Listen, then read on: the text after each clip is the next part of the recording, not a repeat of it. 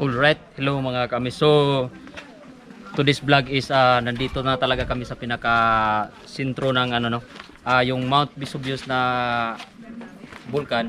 Dito yung sumabog. Itong area na to is pinaka sentro na nasabogan, no. Ito yung pinaka city talaga na nasabogan ng Mount Vesuvius. I-explore namin tong pinaka area nito mga kami. Napakalaking city para to na nasabogan dati. Laki na. So ayun, nawala ako kasi napakaraming dumaan. Bebas bayar. Aku lagi cari mama muda buat kasih uang sejuta. Hello amazing world, please follow the channel and subscribe for more informative videos. See you there. Guys, don't forget to subscribe Amaze World Renton channel.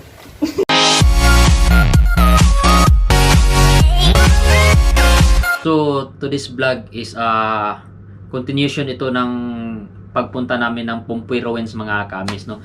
So yun, napakagandang experience yung nangyari sa amin mga kamis kasi hindi namin in-expect na makapunta talaga dun sa Pompoy Ruins, no. Yung pinagsabugan, yung part talaga ng pinagsabugan ng Mount Vesuvius, no. So ayun, yung history pala yun mga kamis is around August 24, 79 AD, almost 2,000 years na nangyari na yun mga kamis. It's like AD, it's like Latin word na yung in the time of the Lord. So yung nangyari na yun mga kamis, napakatagal na panahon. Yung nangyari sa Pompeii is mga 17th century or 18th century na nila na discover. Hinukay nila yon. So yun na yung mga ruins ngayon na na-preserve. Yung nangyari palang pagputok ng bulkan mga kamis is yung unang putok, kasi yung mga tao nung time na yon hindi nila alam na may bulkan pala doon sa area na yon. Kaya doon sila nanirahan, doon yung Pompeii.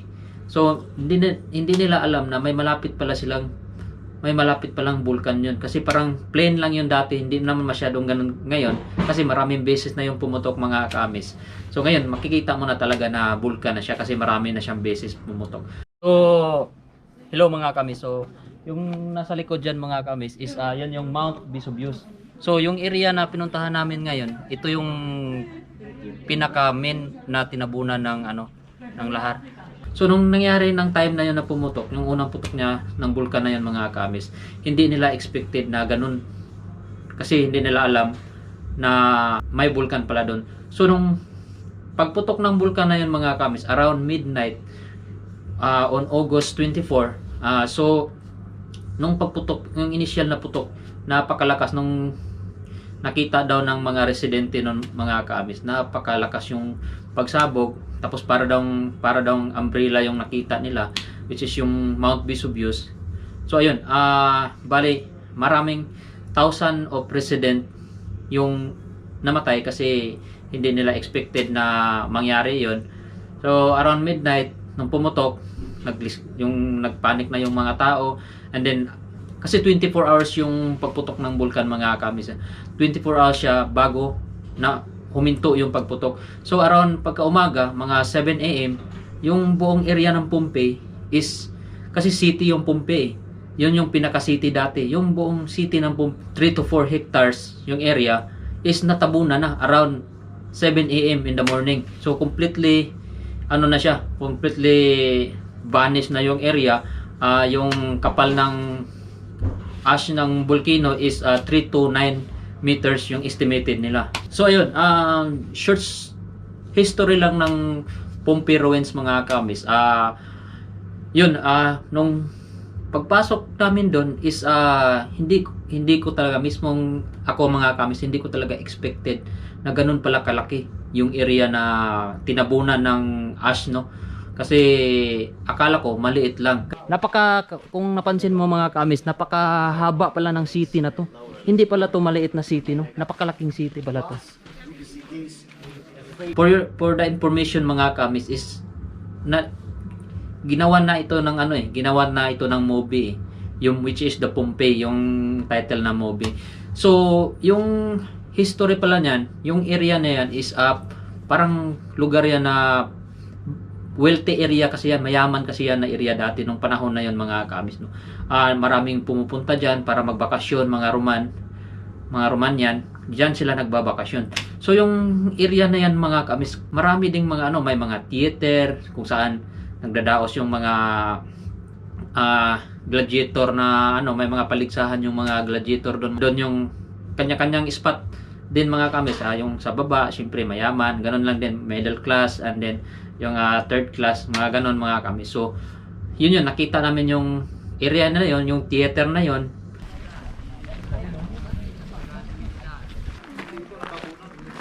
So itong area na to mga kamis, ito pala yung arena.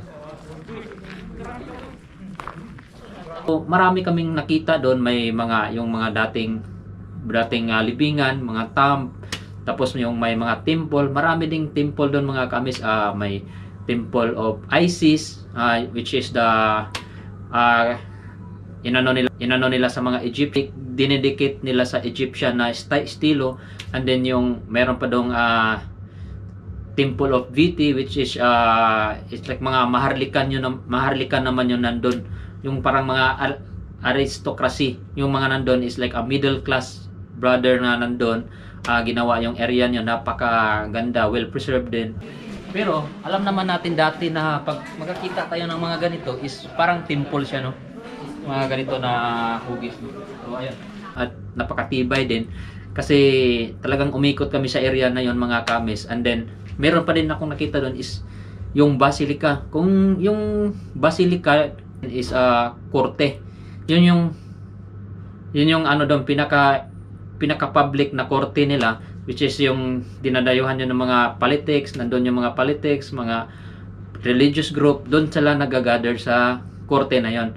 So napaka well known na area na yon, yung basilica.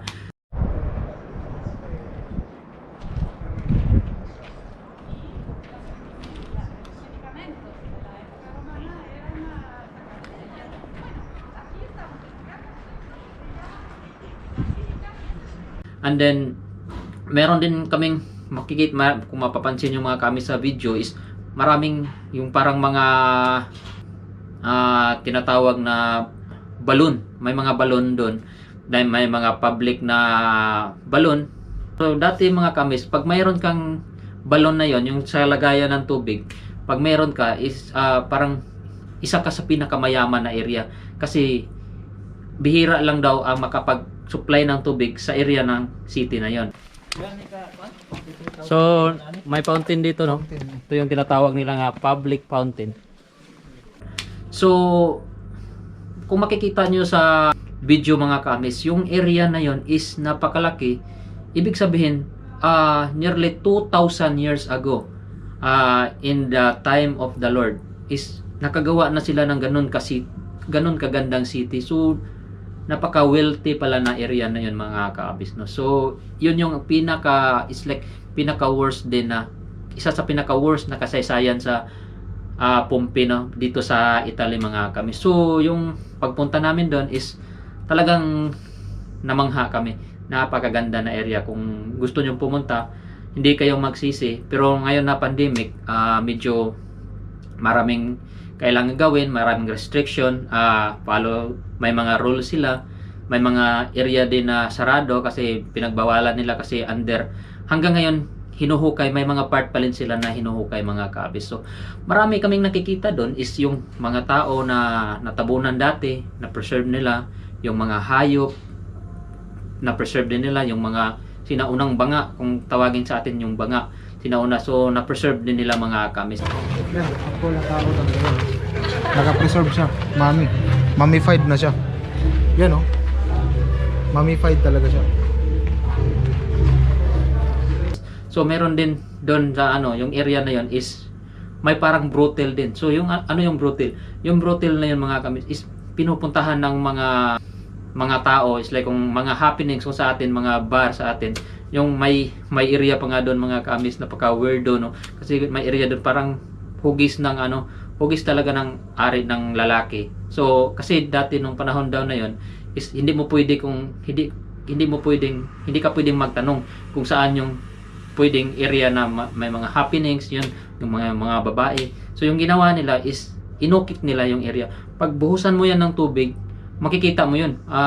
Hugis talaga ng titi mga kami.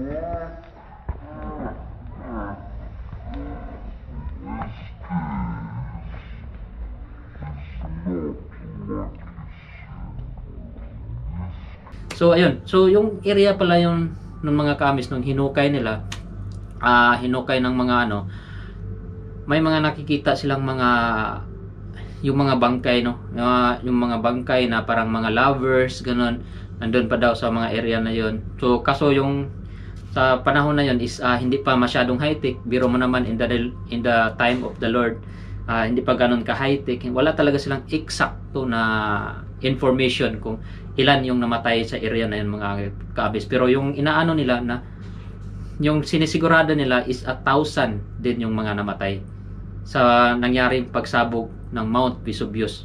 So tingnan nyo mga kamis yung whole video ng vlog ko.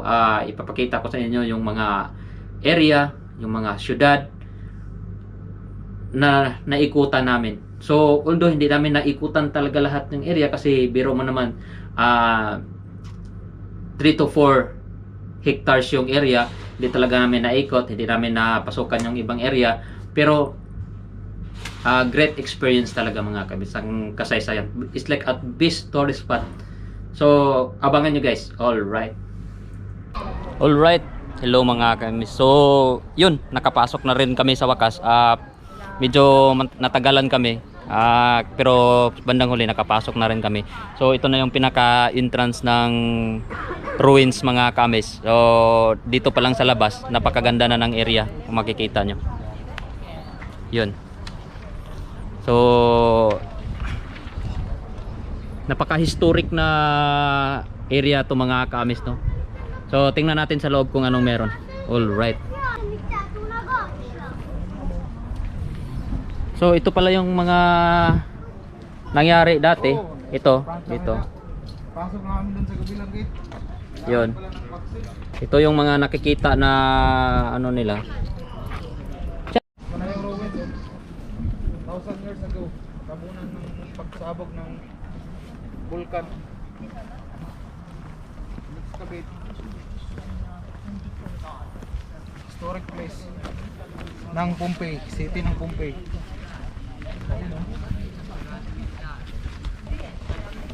So yun, pakaraming tao mga kamis, hindi namin alam kung saan kami papasok. Parang may... Magandang ganda yun. Tara, di ata.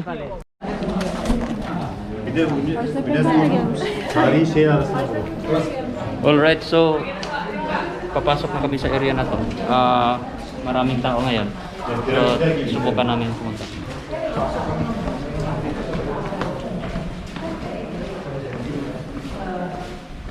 Ito pala yung na-preserve nila. Uy, may kabayan pala dito eh. Ay, kabayan. Kabayan ah. Taga saan ka kabayan? Kabayan. Kabayan Noli de Castro. Ikat may kawayan. So dapat malakas yung boses natin dito mga kamis, no? Kasi ano, nasa loob tayo ng kuiban. So ayun, kaso umuulan. Ito pala yung parang arena. Dito pinaglalaban si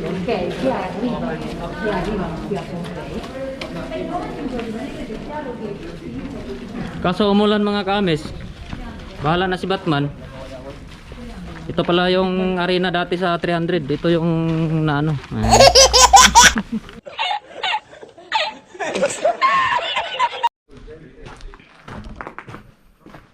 So itong area dati mga kamis, ano ba to? Hindi ko maintindihan na to, pero may mga maraming ano eh. Parang temple siguro to nung dati mga kamis. Ito na yung nangyari. Parang nakalbo na siya. Oh, may dalawang Pilipino dito mga kamis. So ayun, maraming tao ngayon dito. Marami sila. Parang tutor din sila mga kaamis. So umulan lang kanina mga kamis, no, pero ayos pa rin. Maganda pa rin yung nangyari. Ito yung baon, baol. Balon pala. Tabay. Tabay sa to tabay sa Pilipinas. So ayun mga kamis, puti kay kiting. Yeah. Honda na to ang puti kay kiting mga kamis.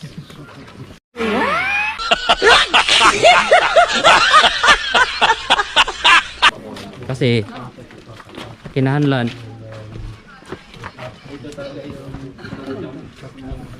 So ayun, no, napakalaking syudad pala to na natabunan, no.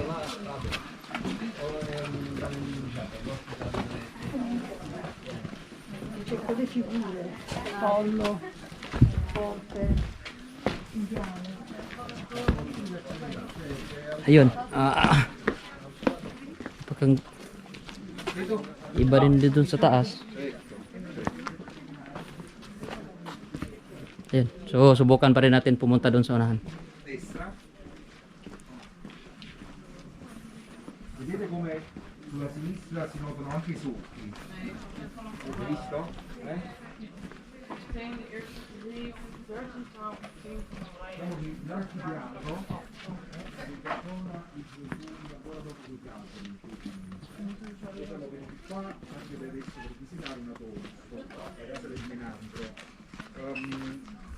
Ovviamente è una città dove c'erano tante case, tante domus e dovendo sceglierle So ito, malaki yung area dito mga kamis.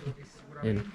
una delle case più importanti della città, in quanto è una casa di oltre 2000 metri quadrati, quindi una casa grande, una casa con affreschi e mosaici, e apparteneva alla famiglia imparentata con Poppei a Sabina. So yun, pasok ulit tayo dito sa unahan. Parliamo di una famiglia Napakalaking syudad pala talaga mga kamis, no? So ngayon, hindi ko expected na napakalaking syudad pala to yung napuntahan namin.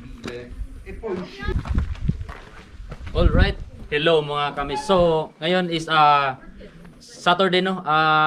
Yung ginawa namin is pupunta sana kami ng Yornex or La Cachera para bumili ng bumili ng GoPro. Kaso wala doon sa Yornex. Yung nangyari is unexpected kasi nakarating kami dito sa Pompey. Malapit lang pala sa Yornex yung Pompey, no? City to mga kamis, napakalaking city to na natabunan ng bulkan. So itong mga bahay-bahay na to, kung makikita nyo, mga napapansin nyo dito, napakaraming nasirang bahay, no? Yan, mga restaurant, mga mall, mga maliliit na mall. Yung ginawa, hinukay nila to. Yun, ito na yung naging pinireserve nila, inayos nila. Pero ito talaga yung mga mukha ng city dati. Ganito talaga. So napakaraming tao ngayon. Napaka best experience ng Amis World Renzo, no. Kasama ko ngayon si Kaagre. Yun si Kaagre doon, isang vlogger din. Yun, dalawa kami ngayon na vlogger na ngayon nandito. So napaka best experience na nangyari sa amin. So nagbisikleta lang kami.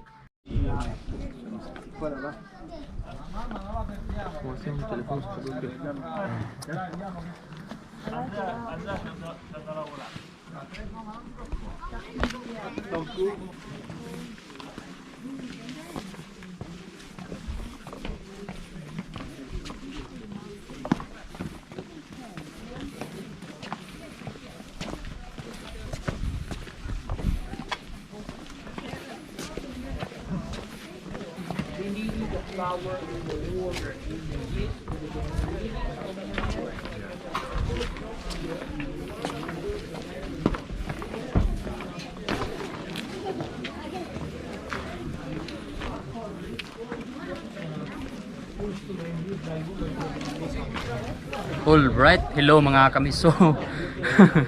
Napakaraming tao dito ngayon, no? Ito na pala yung pinaka main point talaga ng city, no? So napapansin nyo, napakaraming tao dito na medyo kung mapapansin natin mga kamiso, medyo malaki-laki yung mga daanan kasi ito yung parang pinaka-highway nila dito mga kamiso. So ayun, yun dito. Napakaganda para yung area talaga dito mga kami. Napakaraming tao pala yung namatay ng disaster na yon, pangyayari na yon mga kamis.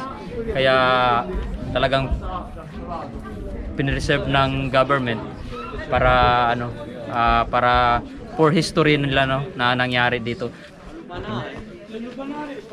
So kung mapansin mo mga kamis, yung mga nakaharang dyan, ano yan? Isang pedestrian yan dati.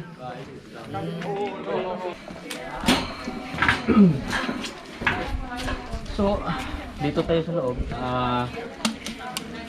Subukan natin makaikot dito sa area na to, no? Parang temple to mga kamis, no? Yung area na to parang temple.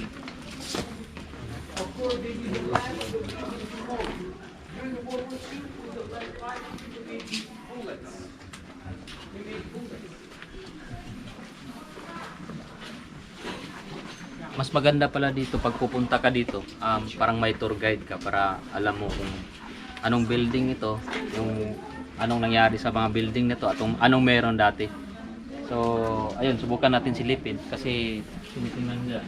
Kaso hindi pala pwede kami makapasok sa loob. Kung mapapansin niyo sa loob is parang church siya, no? Parang simbahan. So yun, ikutin natin.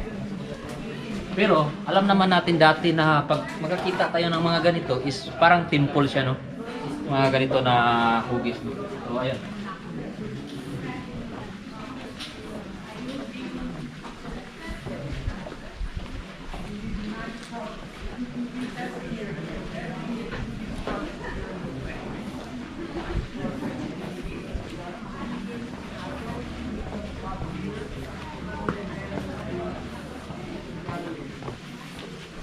So dito, may ano dito, pero hindi natin alam kung anong estatwa to. Sige, patuloy pa rin tayo pag-ikot. So, hindi pa rin natin nakita yung area, mga kamis, yung area na yung pinagtabunan talaga na maraming tao, yung pinerserve talaga yung mga tao na hugis ng tao nga nandito. Hindi pa namin nakita. So, sana makita namin, sana maikot namin kung saan yung area na to. So, ayun, patuloy pa rin natin ikutin yung lugar na to. Alright. Bay, wag ka kakita ito ganihan nga na ay. Ada siguro.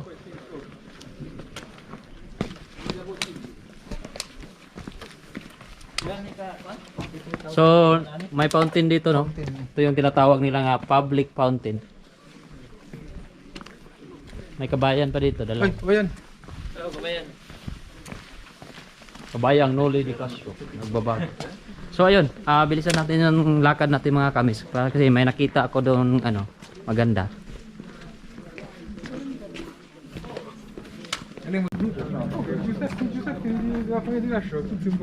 So parang may nakita ako na area doon na parang kakaiba. Parang di ko lang alam kung anong nandun. So tingnan natin. Kasi may nakita akong parang kabayo doon mga kamis. In this case, it's not a lucky symbol. In this case, it's a straight sign. It's telling you where the brothel is. We are close to the forum. Close to the forum. So see, tingnan niyo mga kamis, kung gaano kalaki. Kanina pa kami nag-ikot, kaso ganito pa rin yung nakikita namin. Syudad pa rin.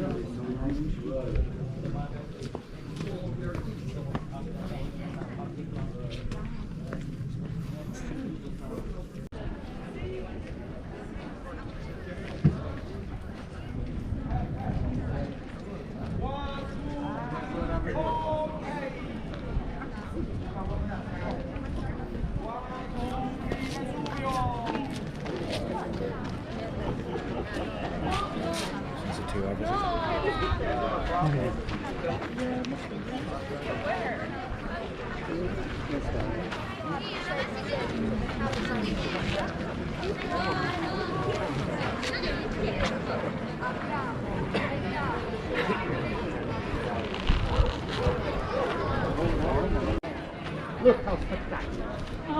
You want a picture all together here? Yeah. This is a nice place to have a picture. Come with me. People that are just not the Yeah, picture dere ba ni? Picture ta ba? So ayun, subukan namin pumasok dito sa loob kung anong meron.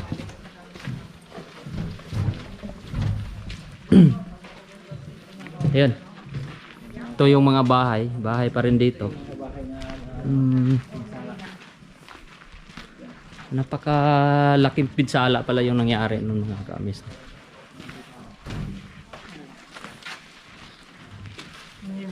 Per fortuna che adesso succederà solo una volta al mese praticamente.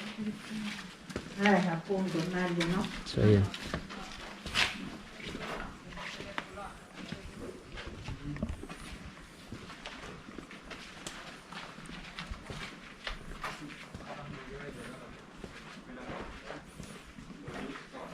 Ito yung mga picture ng mga nandun sa mga kaamis.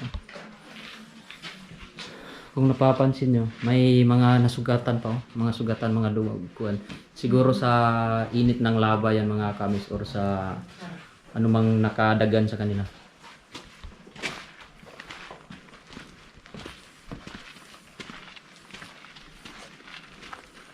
Sì, alla fine sta più tranquillo. Yan yung natabunan ng lahar dati. Ito yun sa loob. Ito yung view sa loob. Excavate yan.